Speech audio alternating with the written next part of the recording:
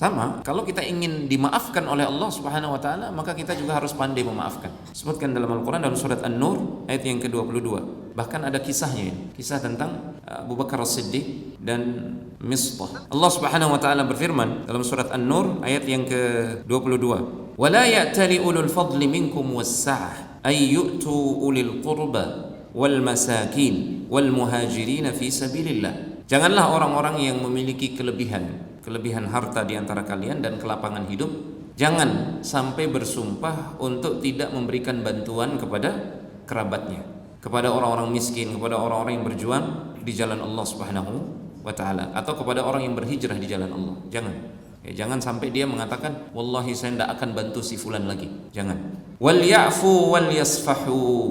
Hendaklah mereka memaafkan dan berlapang dada kepada orang yang berbuat kesalahan. Ala tuhibbuna ay yaghfirallahu lakum wallahu ghafurur rahim. Apa kalian tidak senang? Apa kalian tidak ingin diberikan ampunan oleh Allah Subhanahu wa taala? Wallahu ghafurur rahim. Allah Subhanahu wa taala Maha memberi ampunan dan Maha penyayang. Ini kisahnya tentang Mistah. Mistah ini salah seorang kerabat Abu Bakar As-Siddiq. Dia orang miskin, orang yang termasuk orang du'afa, dan selalu disantuni oleh Abu Bakar As-Siddiq. Terus diberikan santunan, dipeliharalah gitu.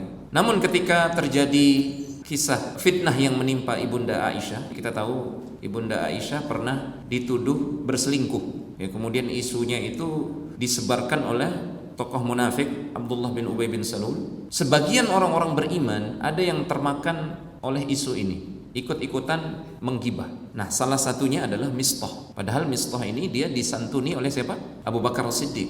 Nah, ketika turun pembelaan Allah Subhanahu wa taala, panjang lebar Allah menyucikan namanya Aisyah radhiyallahu taala anha dalam surat An-Nur. Abu Bakar As-Siddiq itu saking keselnya kepada Mistah ini, dia bersumpah, saya enggak akan ngasih santunan lagi kepada Mistah. Maka Allah menurunkan ayat ini, memberikan teguran, tapi tegurannya secara umum. Setelah turun ayat ini, wal ya'fu wal yasfahu, hendaklah mereka memberikan maaf dan berlapang dada. Ala tuhibbuna ay yaghfirallahu lakum, tidakkah kalian suka Allah Subhanahu wa taala mengampuni kalian? Maka apa kata Abu Bakar As-Siddiq? Bala ya Rabbi uhibbu an taghfirali. Tentu saja ya Allah, aku sangat ingin mendapatkan ampunanmu. Maka Abu Bakar As-Siddiq membayar kafarah sumpahnya, kemudian kembali memberikan santunan kepada Mistah. Padahal Mistah ini dalam posisi sudah melakukan kesalahan yang sangat fatal, menyakiti keluarga yang sudah menyantuni dia.